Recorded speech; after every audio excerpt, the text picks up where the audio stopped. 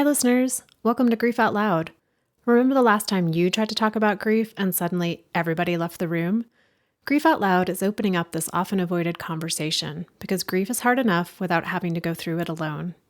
We bring you a mix of personal stories, tips for supporting children, teens, and yourself, and interviews with professionals in the grief world. Platitude and cliche-free, we promise. Grief Out Loud is hosted by me, Jana DeCristofaro, and produced by Dougy Center, the National Grief Center for Children and Families in Portland, Oregon.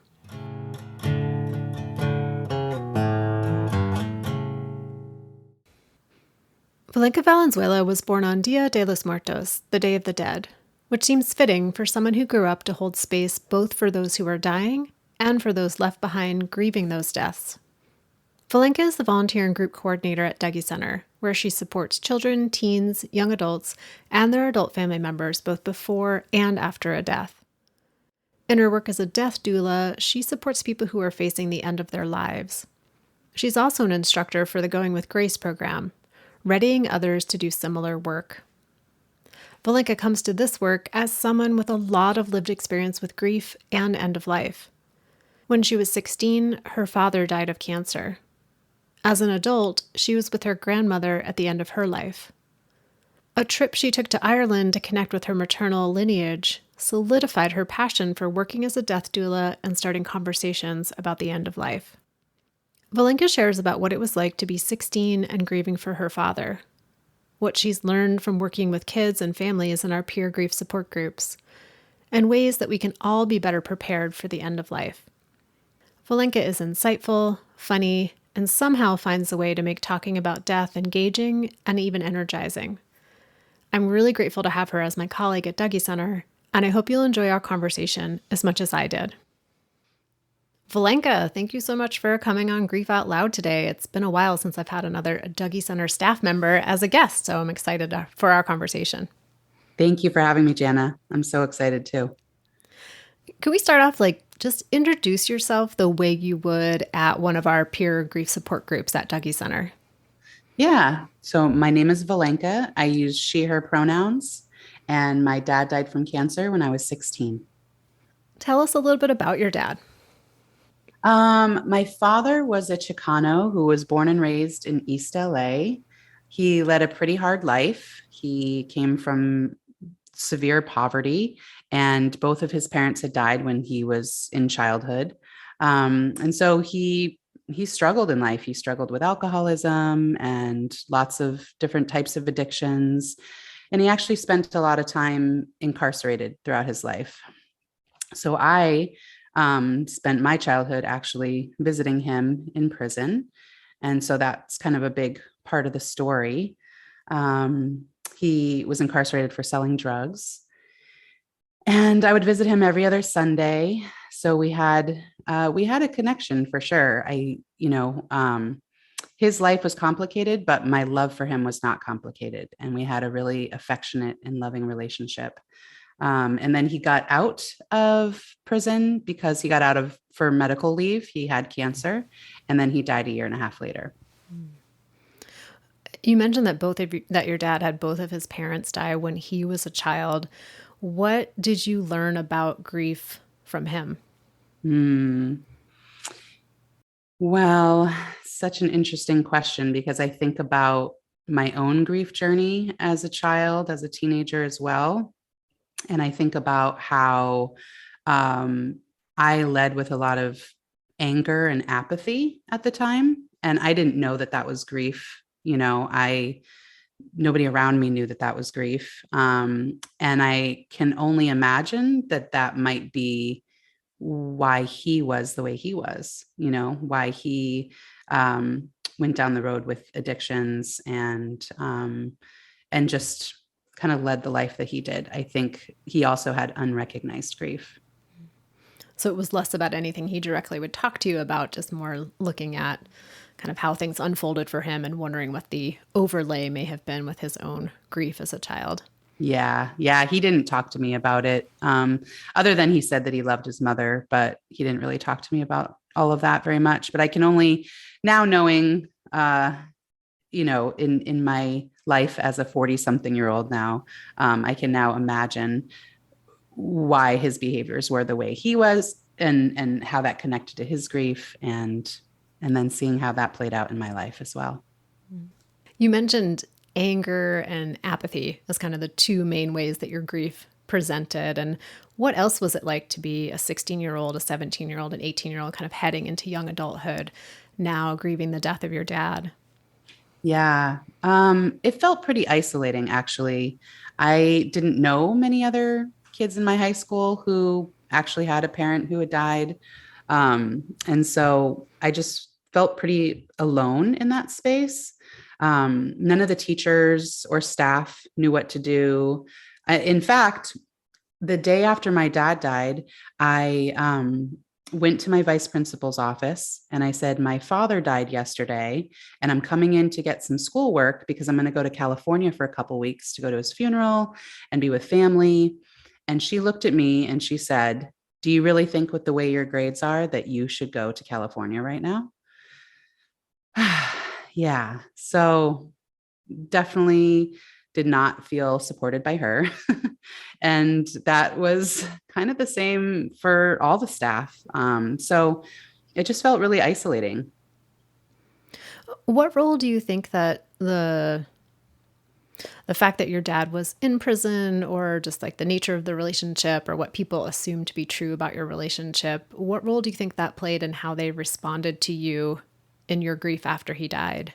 Yes. Oh, I'm so glad that you asked that, because I really do think this might be a case for disenfranchised grief in a way, because my vice principal did know what my dad's story was. She did know that he had been in prison, um, and that he was a Chicano. I mean, all these things, right? And so her comment to me really is kind of like, well, how important is that death? Like, do you really need to go to his funeral? It's like, I just told you my dad died and I want to go to his funeral. And you're asking me if that's important. Like, yeah. So it felt like kind of a disenfranchised grief. Yeah, it reminds me so much of the work that, we do in our roles at Dougie Center, but that needs to just happen all the time, of reminding people that we can't make assumptions about what someone's reaction to a death is going to be based on what we think to be true about maybe who the person was, if it's a grandparent or an aunt or an uncle or someone who, from our perspective, might seem more distant, or if the relationship was complicated in some way or whatever it might be, that we instantly can go to this place of like, well, for me in my life, if that were who that, I would feel this way about grief. And then we put that assumption on kids or teens or other adults and really dismisses the reality of someone's internal experience. Yeah, absolutely. I think people assume that because my father was in prison that I didn't have much of a relationship with him, and that just wasn't the case. We had a really deep, affectionate, loving relationship. And to be honest, I think it was a blessing that he was in prison for those 10 years, because I got a sober father. He wasn't sober before prison. And then I got a sober father that whole time. We'd talk on the phone all the time, and he'd send me letters all the time and cards. And it was as good as a relationship could be in that situation. And I often say that I feel like I received more love from him than a lot of kids receive from dads that they're growing up in a house in a quote unquote normal way, you know? So, All things that we don't know if we don't take a moment to pause and ask what someone's relationship is like. yeah, exactly. So, Valenca, when you started as a volunteer at Dougie Center, which was 13, how many years ago? I think 13 years ago is when I'd start. Yeah, 2009. So, you volunteered primarily in our group for kids and families who have had someone die of a violent death. And I'm just curious, of like 10 plus years of being with those families, what did you learn from them about grief? Hmm. It's interesting with that group, because I feel like grief and trauma can be so intricately woven. Not only do those families come in and grieve the death of this human, they're also now navigating their sense of safety in the world. A lot of those families, a lot of the times the person was shot at a park or at a 7-Eleven or at their place of work. And so, the kids oftentimes are scared to go to certain parts of town even after this. And so I do think often about kind of the more chaotic energy that can surround a family after a violent death. They oftentimes have the court system that they have to navigate. The media gets all up in their faces if this is a more, high profile kind of event. Even if when it's not that high profile, they still are right there.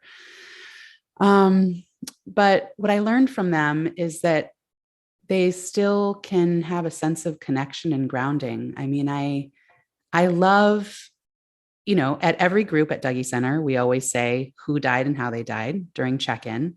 And I specifically really love it for this group because I can see the kids making the connections when they look at each other, when each one goes around and says, well, my dad was shot by a gun. And then the next person, my dad was shot by a gun. And then the next one, my mom was shot by a gun, and they all look at each other like, oh, wow, yours was too.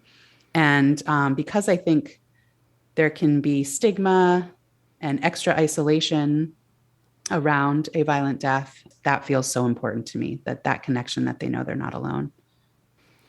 So the other part I really wanted to talk to you about in today's conversation is, this might happen for you, but oftentimes when I tell people what I do, that I work at Dougie Center and kids have had someone die, it's like, oh my gosh, your job must be so hard. And I say, I change the subject. But for you, you're in like two realms of the world where people might be like, must be so hard. And that must be even harder maybe, because here you are supporting the grief of kids and teens and families. But in your other grief land life, you are a death doula. And, that's a term that I know about because I've had death doulas on the show, but I don't know if that's a term that's very familiar for a lot of people. So I wondered if you could just talk a little bit about what that means and how did you come to say, like, grief's not enough. I want to do the death side of things too.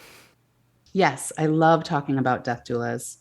So also, just so everybody knows, there's different terms because I think that, we're starting to get more known out kind of in the ether. And so sometimes people call themselves end of life doulas or end of life companions, death midwives. So there's different terms. Sometimes when I'm talking to clients, I may use end of life doula, but when I'm talking to colleagues or just in general, I like the term death doula because it's catchy. So I think that's why we use that, because I know some people are like, death doula, what does that mean? What it means is, we're a holistic provider of all kinds of different things, anything that's kind of non-medical at the end of life. We can help people prepare ahead of time. So with paperwork, planning, pre-planning for ceremonies, anything that you want to kind of quote unquote get out of the way so that your loved ones don't have to worry about it after you've died. So we can help with any pre-planning. We can also help with legacy projects and meaning making. So this can be like an art project or an oral history project or making like an ethical will, which I love. It's not a will per se. It's a space for somebody to share their values and their hopes and their wisdom about life and kind of pass that down to the next generation. We can also help with family support and advocacy. We will never make decisions for the family, but we can help them to navigate those decisions. And then we can help with hands-on, like during the vigil. That's really kind of my favorite part, is sitting vigil and being there for the actual death. That's the sacred work to me. And then I'd say the biggest part is right now, especially because we are a newer profession, but I'd say education is the biggest part. We are trying to have a movement here. We're trying to change how we do death and dying. And so sometimes I call it like the death doula movement. So with that comes a lot of education about the history of death and dying. It was just over 100 years ago, barely 100 years ago, that we did death and dying within the family. We did it within our homes and everyone was present, even the children. And it was like a little bit after the Industrial Revolution that the funeral industry and medical industry started kind of booming. And so it put death and dying into the hands of the quote unquote professionals and out of the hands of the families.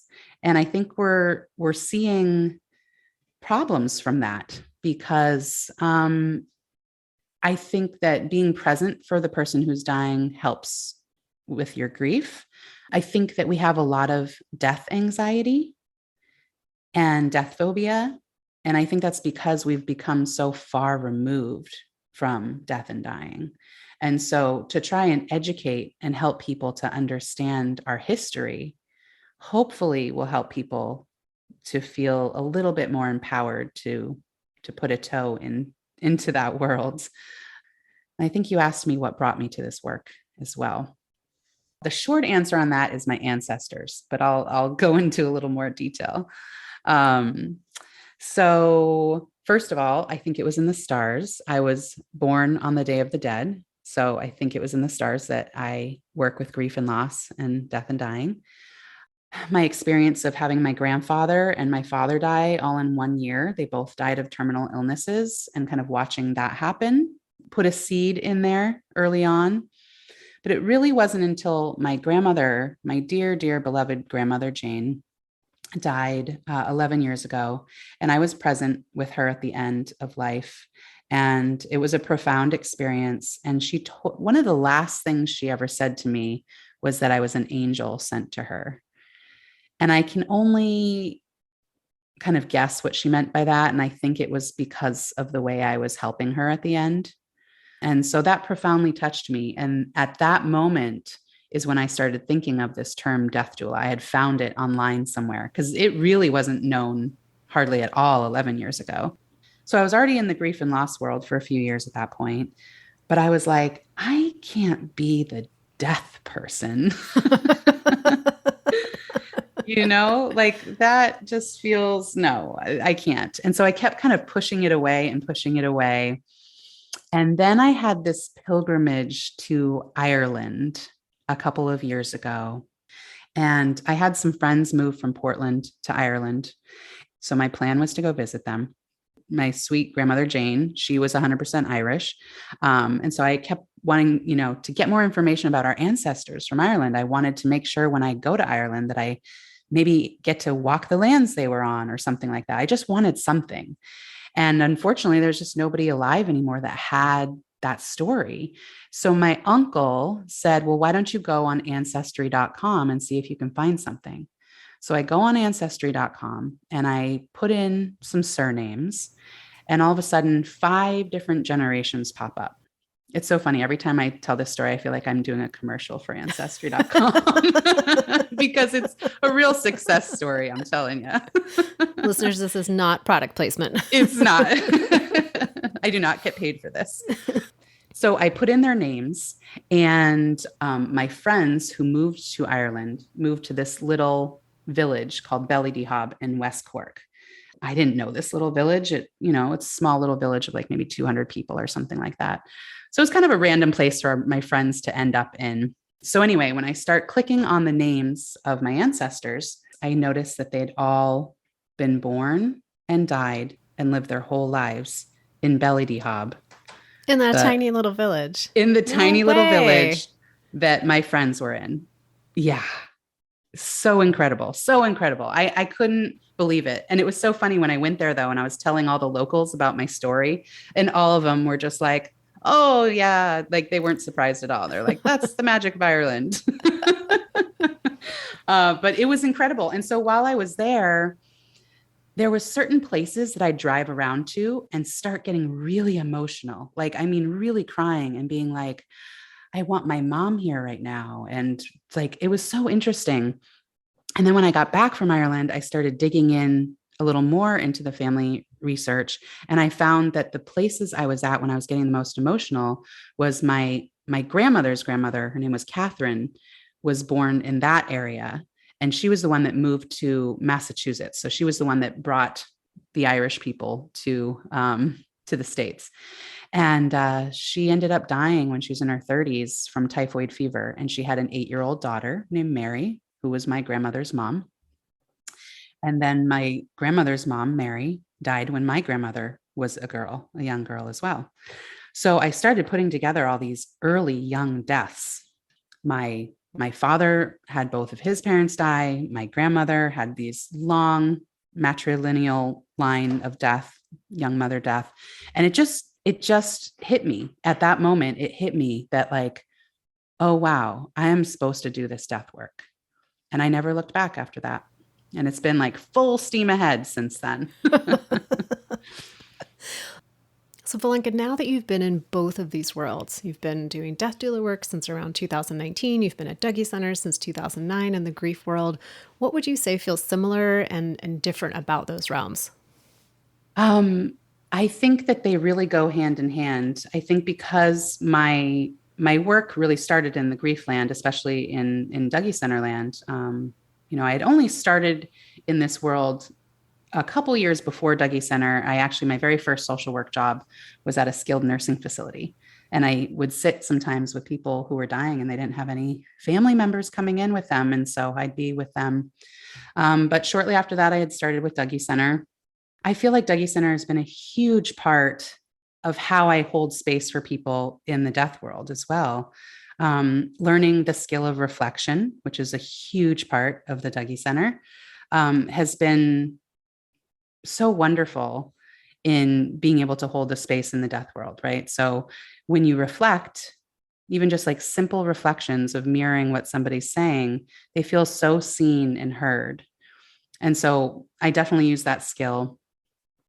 And then on the flip side, I've used my skills as a death doula and understanding the history of death and dying when I'm at the Dougie Center. So, for instance, a few weeks ago, there was a call. Had my phone shift, and there was a call coming in, and it was a mom who was worried that she had scarred her young daughter by having her present during her grandfather's death.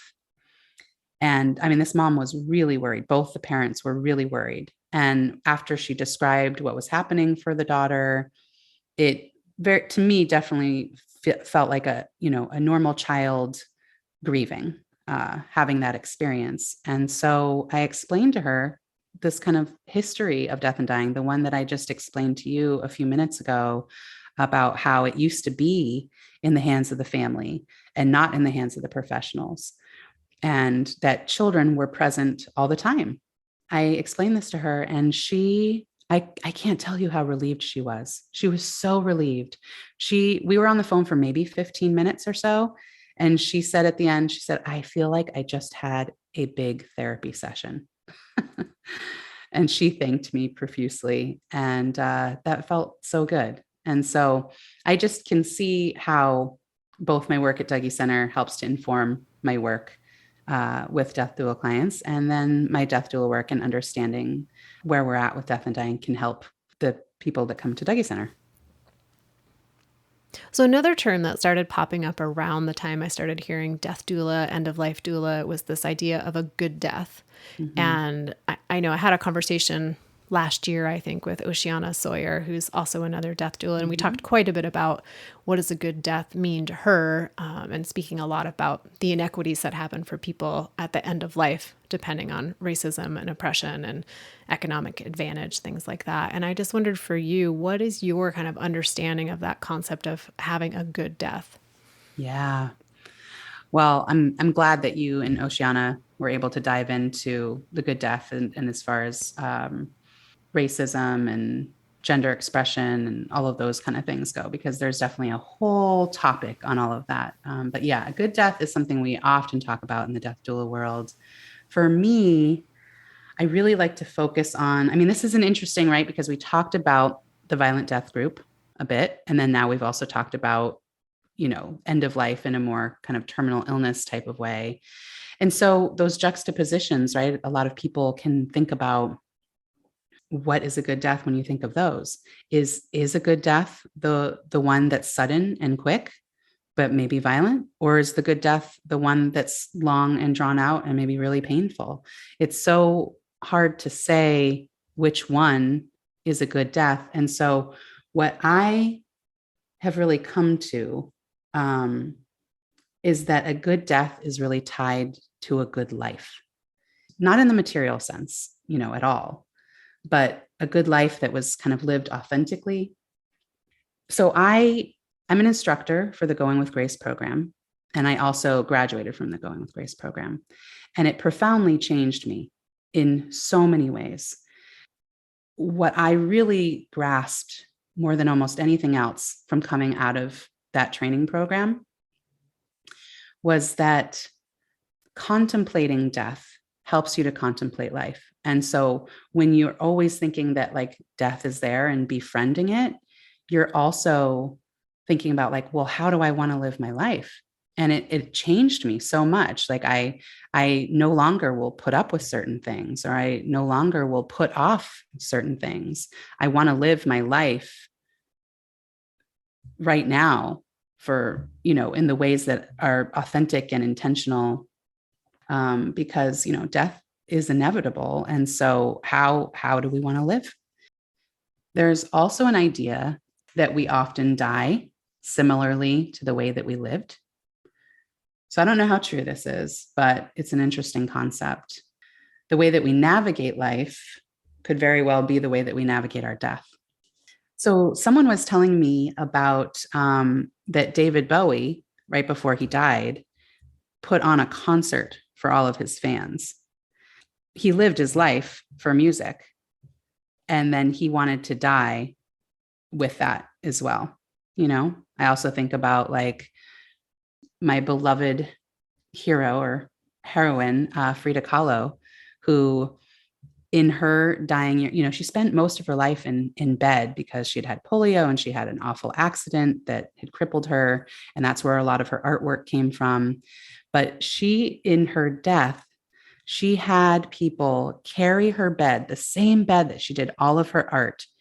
And they had this big kind of art gallery event, and they carried her while she was in the bed around the art gallery. So for one last time, that's kind of the concept for me, is like, are you living your life authentically and intentionally? And will that also be the way that you look at your death? And to me, that's a good death. And it seems so important, again, to just acknowledge that the opportunity to live authentically and intentionally is oftentimes thwarted, or obstacles get put in the way of that are outside of people's individual control. And I think about, Yeah. folks in the queer community, and how living authentically can oftentimes be a dangerous proposition. And so just thinking about how these things are always overlapping, that we may not always have the opportunity to be like, okay, I know death's coming for me. So I'm Yeah. going to do all these things in my life to make sure I'm seen fully, when that may not be safe or possible for certain people. And thinking about other ways that if we are, sitting with the idea that death is waiting for us at some point, what are other things that we're doing maybe, and how we interact with other people or interact with ourselves that could fall more into that realm. Yeah, absolutely. I mean, that's why this idea of good death is so important, and why we have this conversation, because what you just said is so important, right? So for people in the queer community, people of color, those aren't privileges that they have to just think about like, oh yeah, I'm gonna make sure I do my art at the end or whatever, right? Those kind of things. And so I think we need to continue to have those conversations, not only in the general sense, but including these, from like a social justice standpoint, including queer folks and including BIPOC folks and all of this, so that we can have them also have a good death. That's the idea. That's the movement here. The movement towards death and dying is all about, there's not equality in our life. And so then there's not equality in our death either. I think too about the idea of autonomy, and Mm, where can people have opportunities for autonomy at the end of their life, and to have, I think about this death doula work and the education that you all are doing, and that letting people know that there's other options than maybe what we have grown up thinking is the only option to do, whether that's a treatment plan for a particular type of illness, or a certain type of funeral, or a way of needing to be buried, or whatever it might be. Just offering up additional options so people can have more autonomy and choice, and hopefully have some opportunity to feel more authentic. And if they have an end of life that they are anticipating, have an opportunity to make more decisions that feel in alignment with who they are and how they want to spend their last days, or how they want their body to be taken care of after their life ends.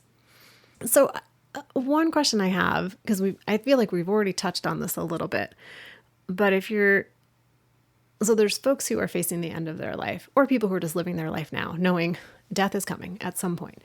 And then there's people who know someone who is more aware of the end of their life coming sooner rather than later. And so thinking about coming to the end of our conversation and seeing if there's some suggestions you might have for people of like from a more intentional place, is there something that we can be doing as we live our lives to feel maybe more prepared for the end of life?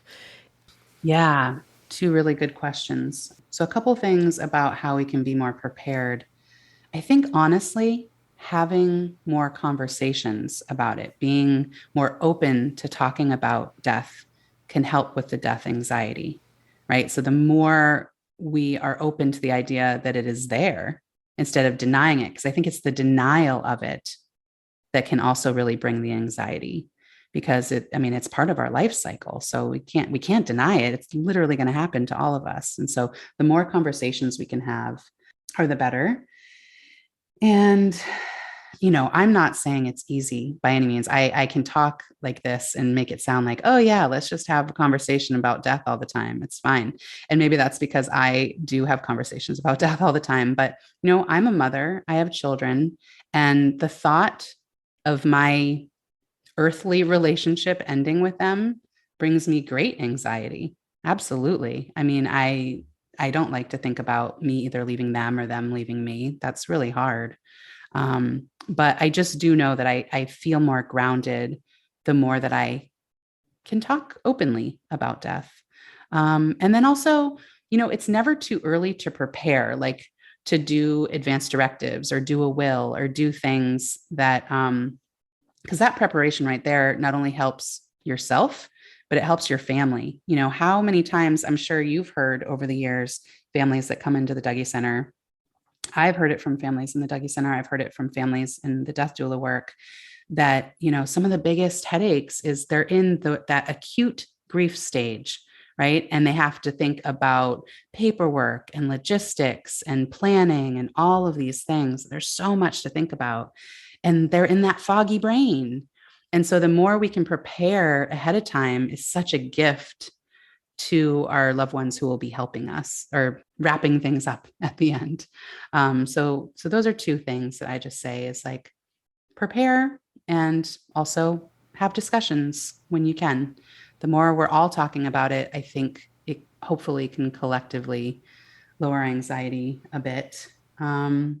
And is there a suggestion you might have for maybe a family member or a friend who is supporting someone who is facing the end of their life?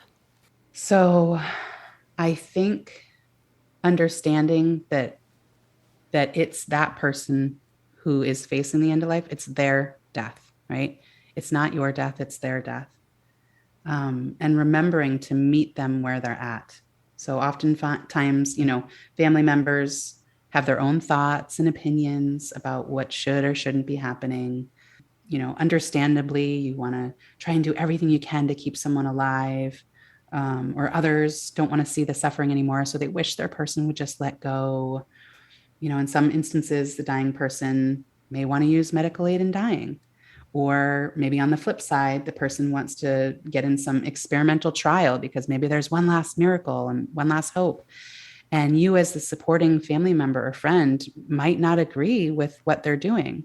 But just remembering that you are their advocate, you are their support, and that this is their death. You will die someday and you can do it the way you want, although we don't have control necessarily how it's going to go down. But this is the other person's death. We can hope that those around us will support us in making those decisions and being able to live out our last days in the way that we wished to do that.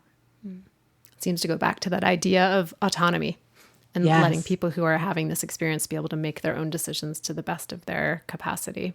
absolutely. I like that word autonomy. That feels important. Well, Valenca, thank you so much for your time today, for answering some of my random questions, for sharing a lot with our listeners about, the wealth of knowledge and experience you have, both from supporting people who are grieving a death to supporting people who are facing their own death and also their family members in that process. So just really grateful for your time and for your insights today. Thanks for asking me, Jana. And listeners out there, each and every time, I thank you for being part of our community, because this show would not mean anything if you weren't out there tuning in. So appreciate the times that you share an episode with friends or family, or if you reach out to me, which you can reach me at griefoutloud@dougy.org. I'd love to hear from you and what the show might mean to you. DOUGY is also our website where you can find all of our free resources. We have tip sheets, activity sheets. We also have a bookstore with other resources, and it's where you'll find all of the past episodes of Grief Out Loud. And I'm also excited to share with you that this podcast is sponsored in part by the Chester Stephan Endowment Fund. So thanks again for listening, and we hope you'll join us again next time.